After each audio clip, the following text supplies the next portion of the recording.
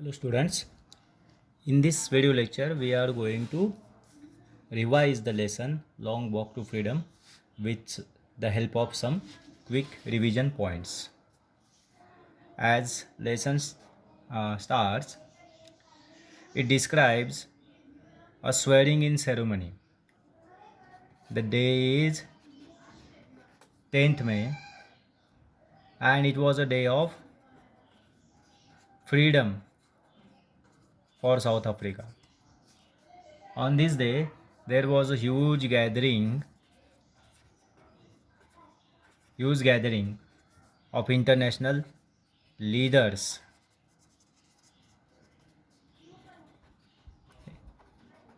and dignitaries. All these international leaders and dignitaries are gathered there to witness the swearing in ceremony. And this swearing in ceremony was very important and significant in the world history.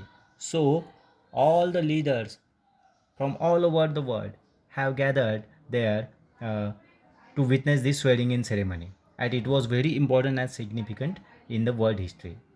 It was an installation of first non-racial democratic government in south Africa. अब तक south Africa में जो government था वो racial government था. Racial का मतलब ये होता है कि जो हमारे इंसानों में कुछ वंश माने गए हैं, हम किस वंश के हैं. यूरोपियंस अपने आप को अलग समझते हैं, वो खुद को यूरोपियन वंश का समझते हैं. अफ्रीकन लोगों को ब्लैक वंश का समझा जाता है, उनको अलग रखा जाता है. तो अब तक ऐसा भेदभाव करने वाला, अपार्टहीड करने वाला जो गवर्नमेंट था वो अफ्रीका में था. अब पहली बार किसी भी भेदभाव से दूर हो रहने वाला ब्लैक लोगों का, साथ ही साथ वाइट लोगों को भी जिसमें रिप्रेजेंटेशन मिला है, ऐसा एक गवर्नमेंट वहाँ पर बन रहा था. So it was the first racial government as well as it was the first democratic government. So the swearing in ceremony has got this much importance. swearing in ceremony को इतना importance मिलने का कारण ये था कि वहाँ पर साउथ अफ्रीका में पहला नॉन रेशियल और डेमोक्रेटिक गवर्नमेंट वहाँ पर बन रहा था. So the swearing in ceremony वो has got that much importance.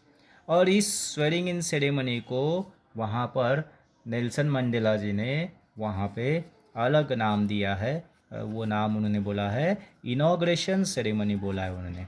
अब यहाँ पे कोई शॉप या कोई दुकान तो था नहीं कि जिसका इनॉग्रेशन हो, लेकिन वहाँ पर एक ऐसे गवर्नमेंट की स्थापना होने वाली थी कि जो नॉन रेशियल है, डेमोक्रेटिक है, और पहले बार वहाँ पर उसका इंस्टॉलेशन हो रहा था. इसीलिए एक नई शुरुआत थी, इसीलिए नेल्सन मंडेला ने वहाँ पर उसको नाम दिया इनॉग्रेशन सेरेमनी, और you can say swearing in ceremony. और ये स्वेरिंग इन सेरेमनी ये यूनियन बिल्डिंग में वहाँ पर बाहर ये स्वेरिंग इन सेरेमनी ली गई. अब ये swearing in ceremony union building के बाहर होने का भी एक रीज़न है. As thousands and lakhs of people from all over the Africa and all over the world have gathered there to witness this swearing in ceremony. इसीलिए वहाँ पर इतने लोग किसी छोटे बिल्डिंग में अंदर तो बैठ नहीं सकते, इसीलिए वहाँ पर बाहर प्रिटोरिया नाम का उनका जो कैपिटल सिटी है, उस प्रिटोरिया नाम के कैपिटल सिटी में वहाँ पर वो इनॉग्रेशन सेरेमनी बाहर लिया गया. In this inauguration ceremony Nelson Mandela gave a speech there. Nelson Mandela ने वहाँ पर एक स्पीच दिया, और इस स्पीच की खासियत ये है कि स्पीच में उन्होंने विक्ट्री फॉर जस्टिस, न्याय की विजय हुई है, victory for piece and human dignity, victory for justice, victory for piece and victory for human dignity, ये दिखाने वाली, ये इसके बारे में बात करने वाली उनकी स्पीच है. So the significance of Nelson Mandela speech is this. In this speech Nelson Mandela talks about victory for justice, victory for peace, and victory for human dignity. And in this speech, Nelson Mandela pledged to liberate his people. अब liberation तो मिल गया, जो European government था white लोगों का, वो जो अपार्थिड करने वाला, अत्याचार करने वाला गवर्नमेंट था, वो तो चला गया, फ्रीडम तो मिल गया। लेकिन नेल्सन मंडेला बोलते हैं कि अभी भी बहुत सी चीज़ों से हमको लिबरेशन चाहिए। कौन सी चीज़ों से लिबरेशन चाहिए? तो नेल्सन मंडेला बोलते हैं कि आई प्लेज, मैं प्रतिज्ञा लेता हूँ कि मेरे समाज को पॉवर्टी, उसके बाद सफरिंग्स, और सबसे इम्पोर्टेंट डिस्क्रिमिनेशन, इन 3 चीज़ों से मैं लिबरेट कराऊंगा। पॉवर्टी, गरीबी, सफरिंग, जो दुख है उनके, जो तकलीफ़ उनको सहन करनी पड़ रही है, और डिस्क्रिमिनेशन, अब तक साउथ अफ्रीका में जो डिस्क्रिमिनेशन चल रहा था, मतलब भेदभाव चल रहे थे कि ये वाइट है, ये ब्लैक है, उनके साथ जो डिस्क्रिमिनेशन चल रहा था, उससे मैं उनको लिबरेट कराऊंगा। तो in this swearing in ceremony के कुछ सिग्निफिकेंस है, कुछ खासियत है जो बाकी स्वेरिंग इन सेरेमनी में हुए नहीं। जैसे यहाँ पे leaders from all over the world, वहाँ पे वर्ल्ड लीडर्स का गैदरिंग हुआ, लैक्स ऑफ पीपल वहाँ पे गैदर हुए। उसके बाद वहाँ पर एक मार्च पास्ट हुआ, जो वहाँ की जो एयरफोर्स है, एयरफोर्स के जो जेट्स और हेलीकॉप्टर्स थे, वो वहाँ पर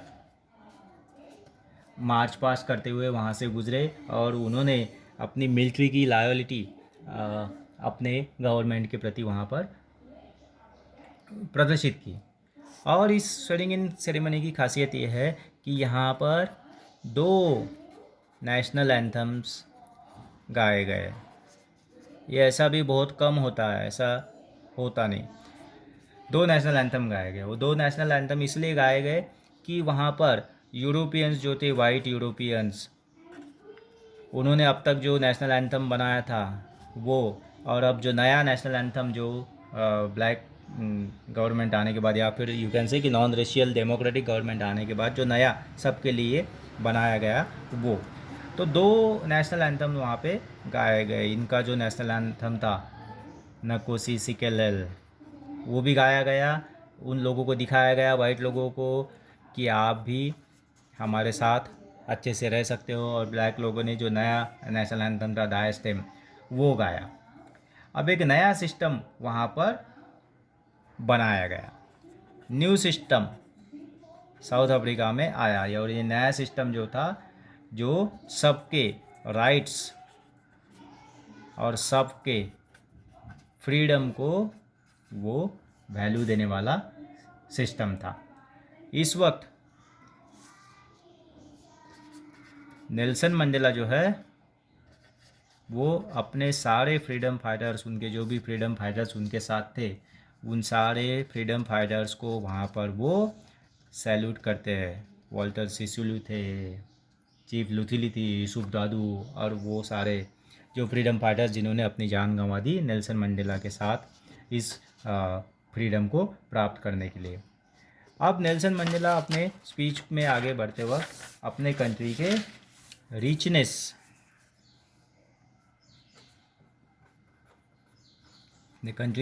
के बारे में बात करते हैं कि वो कंट्री कैसे रीच होती है। जैसे साउथ अफ्रीका रिच माना जाता है क्योंकि साउथ अफ्रीका में बहुत सारे मिनरल्स है, डायमंड्स मिलते हैं वहाँ पर, तो south Africa is considered a rich country.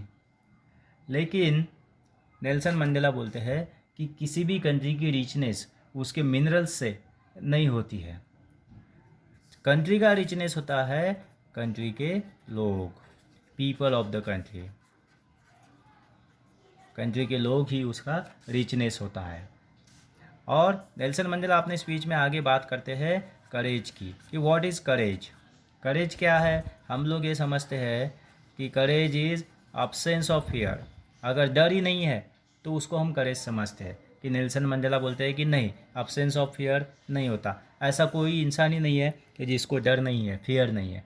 So absence of fear is not the correct definition of courage. तो करेज क्या है? Courage is overcoming the fear. Fear तो होता ही है, डर सबको लगता है, ऐसा कोई इंसान नहीं जिसको डर नहीं लगता, लेकिन करेज की डेफिनेशन क्या है? Overcoming the fear. सो यहाँ पर नेल्सन मंडेला ने एक डेफिनेशन भी दी है हमको करेज की, ओवरकमिंग द फियर।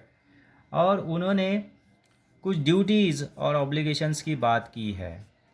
वो बोलते हैं कि हर व्यक्ति के ऊपर ट्विन ऑब्लिगेशंस है, 2 ड्यूटीज़ है। कल हमने इसको अच्छे से डिस्कस किया।